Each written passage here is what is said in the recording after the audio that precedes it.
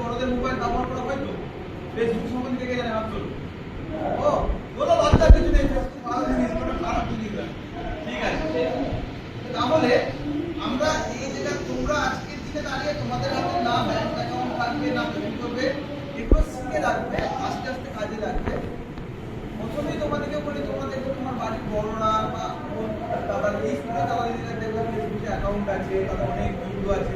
এটাকে একটা virtual world, digital world. মানে আমরা বন্ধু বলতে আগে কি বুঝতাম, ক্লাসের বন্ধু, আমাদের পাড়ার বন্ধু, আমাদের দেশের বন্ধু, সব এরা কাছাকাছি দেখা হয়।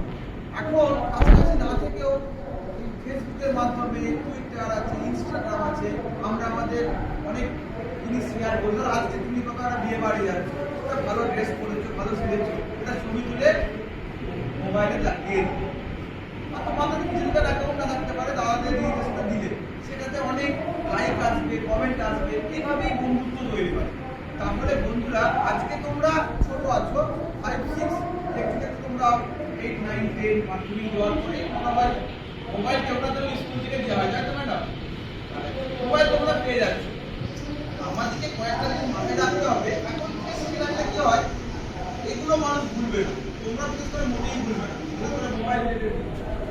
তাহলে এই যখন তোমরা কোনো জিনিসেই ইন্টারনেট বা ব্যবহার করবে, দেখবে আমাদের এটা বলা হয় কোনো সাসপিসিয়াস লিঙ্কে ক্লিক করবে।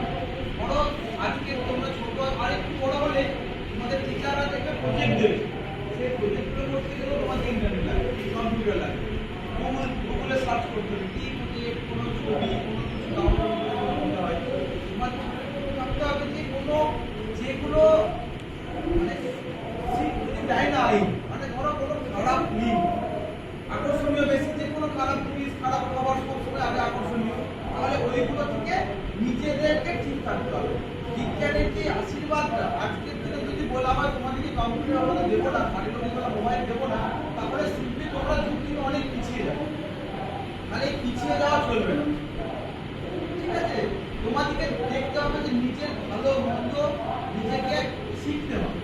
আর ইন্টারনেটের মধ্যে তুমি পাবে না এমন কোনো জিনিস না, কিন্তু মুঠোবন্দি হয়ে গেছে, মুঠোবন্ধ হাতের মধ্যে গোটা দুনিয়া চলে এসেছে।